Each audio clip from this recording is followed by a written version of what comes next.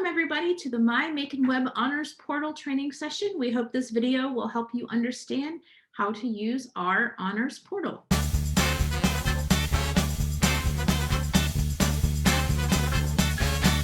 All right, so to find your honors program degree audit information and to update your information, you go on MyMaconWeb to student, drop down to honors, which will be one of your options there.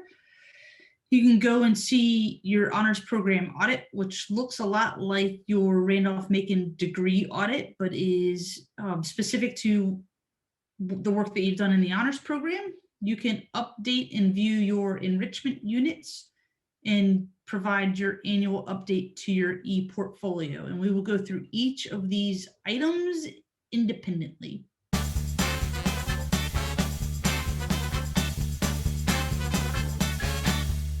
This is an example of what an honors degree audit will look like. You can see that it mirrors your Randolph-Macon degree audit.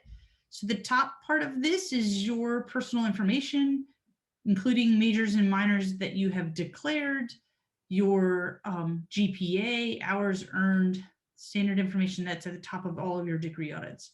And then when you come down, we're going to show you this in each of these parts separately in a larger format so you can see them.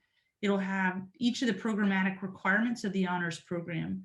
So the traditional honors courses, project-based learning course, experiential units, or enrichment units, ePortfolio, GPA requirement, and then student engagement. So we'll go through each of those separately.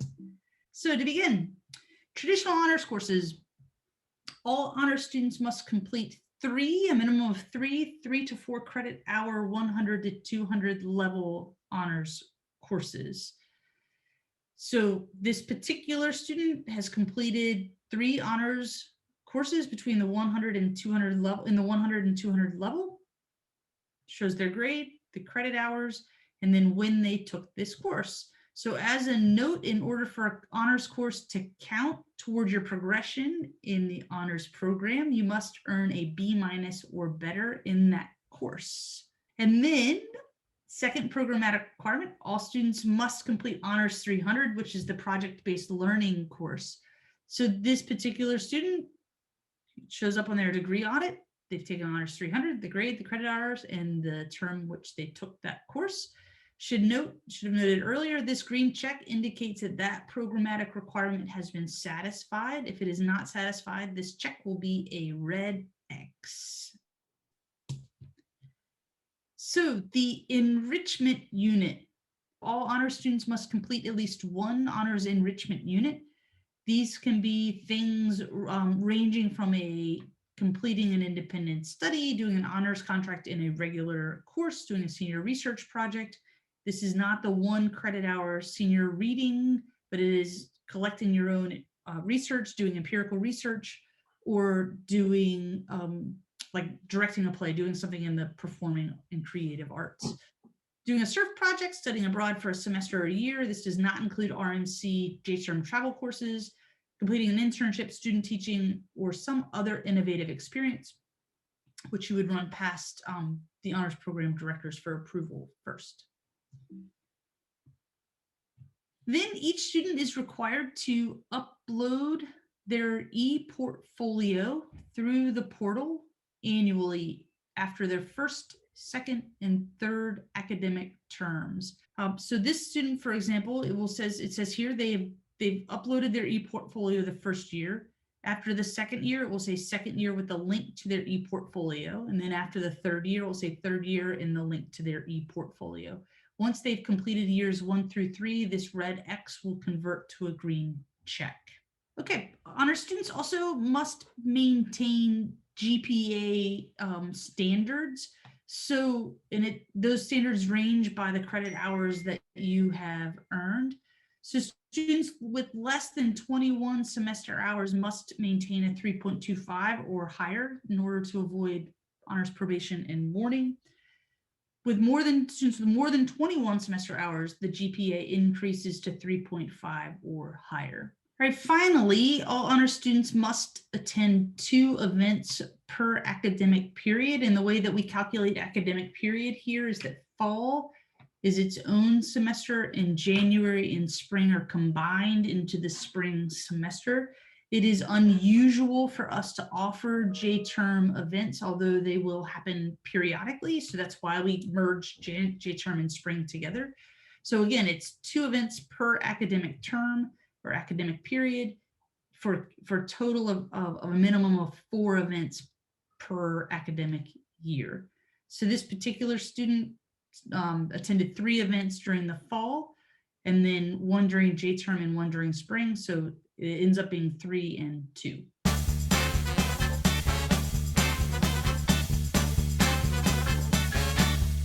So now we're going to talk about honors enrichment units.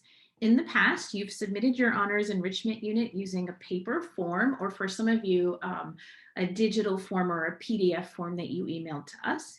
Going forward, all of your enrichment units will be submitted online using the forms on the MyMaconWeb portal. For many of you, when you look at your honors degree audit, you will see your enrichment unit already shown. So if you've done SURF in the past, or if you've studied abroad for a semester or a year, or if you've submitted one of those other paper forms, you may see your enrichment unit already listed on your degree audit. If you do, you do not need to submit any more forms to us. That means that that requirement is complete. But if you have not completed your enrichment unit yet, or if you have, but you just need to submit the form, you will be able to submit it now using the MyMaconWeb portal. And to do that, you will click on Student, select Honors, and then go to the Enrichment Unit drop down and select that. And that's where you'll see all the forms for you to submit. And when you do that, you will see this page. On our view, it just looks like a bunch of titles, but on your view, if you haven't completed any enrichment unit, these will all be links. So you find the link for the honors enrichment unit you would like to submit, and you click on that link. Based on which one you click, you get a little bit different of a form to fill out. So we'll very quickly go through all the different forms and when you should submit your HEU for whatever option you choose. So your first option is independent study course. An independent study course is a course that you take with an instructor where you are normally the only student in the course, and it's about a subject that you are passionate about and that you would like to learn more about, but there's not a course at Randolph-Macon that covers that topic. In order to do an independent study course, you need to speak to some Randolph-Macon faculty member and get that person to agree to teach you in an independent study course, and then they will enroll you in a course that's appropriate for whatever department that they're in. Once they do that, you can go to this form. When you click on the link, your name and ID will already be filled in under student name and ID, so you do not need to fill out that part. Then under RMC course department and number, you will select the course that you are taking as an independent study course from the list of all the courses that you are enrolled in or have been enrolled in at Randolph-Macon College. You will type in the semester and type in the year that you're taking the course. You will add the name of your faculty supervisor, and then below that, you'll fill in what your final product will be for the course. It might be a final exam, it might be a paper, it might be a research project, something like that. And then you'll briefly describe what the content of the course will be. Once you hit submit, that form will be submitted to the instructor of the course, who will then approve to us, will approve that you've taken the course or that you're enrolled in the course, and then that information gets sent to us for approval. The next form that you can choose is the honors contract form. So an honors contract is different because it occurs as part of a regular course, not its own course in itself.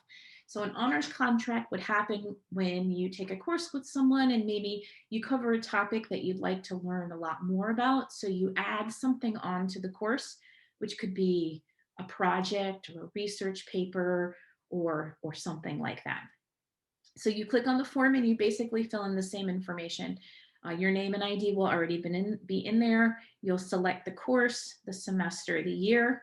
You'll type in the name of your faculty supervisor, and then you'll tell us what the final product will be and what the content of would be for that honors contract. And then once you hit submit, that goes to the faculty supervisor for approval and then to us for approval.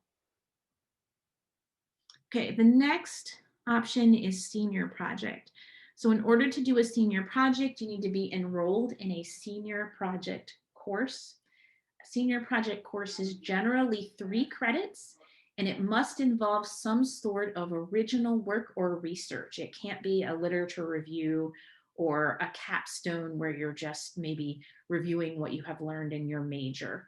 It needs to involve original research, original composition, something like that. So again, you're going to select the course name and number, the semester and year, the name of your faculty supervisor. So that could be your research advisor. It could be the name of the faculty member who's teaching the course, and then what your original final product will be. And again, you'll describe the contents. And then once you hit submit, that will go to the instructor for approval. Okay, the next option is SURF. You submit the SURF form after you complete the SURF project. Now, SURF does not appear on your transcript, so you won't select the course number or name for this option. You will simply put in the title of your SURF project, the year the project was completed, so whatever summer you were involved in SURF. You'll select the name of your faculty supervisor, and for this one, we would like for you to upload your final SURF paper. So you just choose your file and upload a copy of that product and then hit submit, and it will go to your SURF supervisor for approval. Study abroad for a semester or a year fulfills an honors enrichment unit. And all of those will be approved by Office of International Education. So you need to specify the location where you studied abroad and then the semester and the year, and then hit submit, and then Office of International Education will confirm that you did that. If you student teach, you will submit the form after your student teaching begins. You can't wait until it's over because by then you'll have graduated from Randolph-Macon, since student teaching occurs in the spring of your senior year. So for this one, you're going to specify what school you are teaching at, and then the semester will always be spring, and then the year will be the year that you graduated.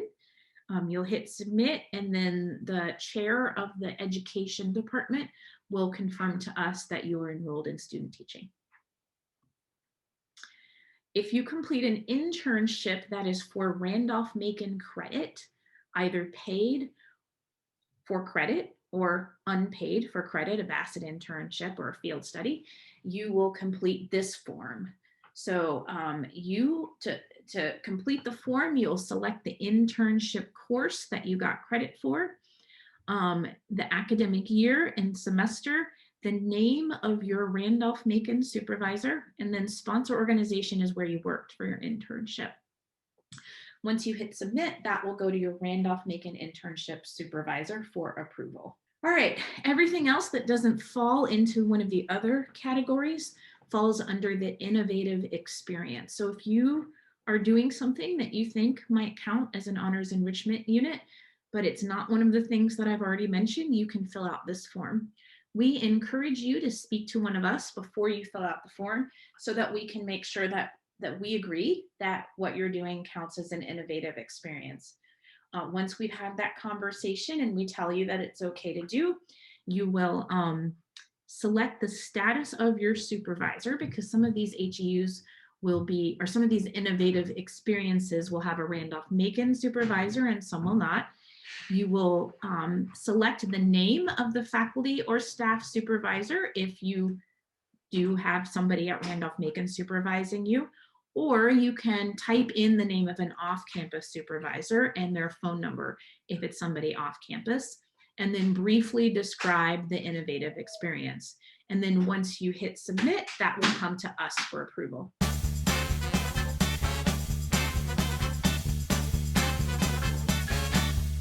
Okay, now we're going to talk about the ePortfolio. ePortfolio. So every year after the end of your first, second, and third years, you need to provide an update to your ePortfolio. To do this, again, you go to MyMaconWeb, the student tab, to the honors dropdown and go to ePortfolio. You will come to a page that says ePortfolio. You click on the only button that's available to you, which says maintain ePortfolio.